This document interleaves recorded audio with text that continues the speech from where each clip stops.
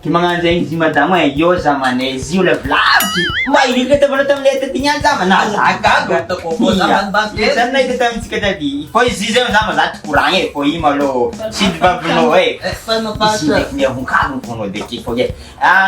Mangang karam nam sikit tayo. Foi zai boy mis tan dan zai mis ne tak puno la yo zai. Aki je mo zame. Sidla, matkisa no sidla.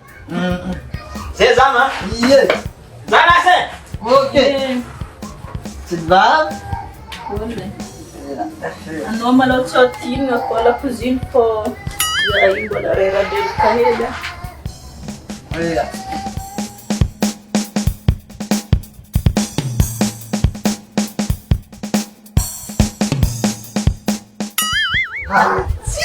Ano, pagbil suwa.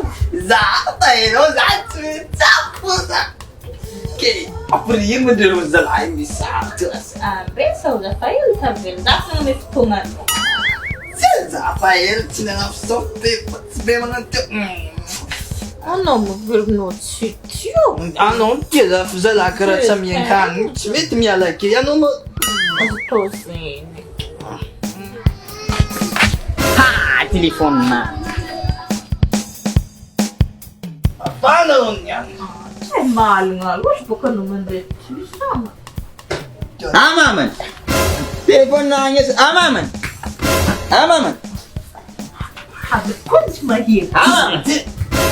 Hata, misin mo ko na. Misin mo ko. Bala. Wish bala to tan ka. Bala ka bala. Niyan kun sa Telepon na for zami kan dia yasa. niyan kun sa Kasi mo na deke. Am neke si zay for za bazar ni. Ako boleh.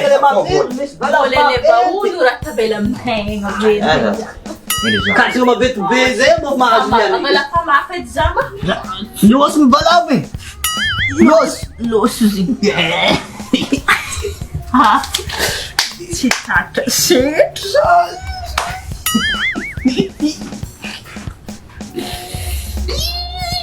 Los zaman. Ay, you know. Sama sakinao.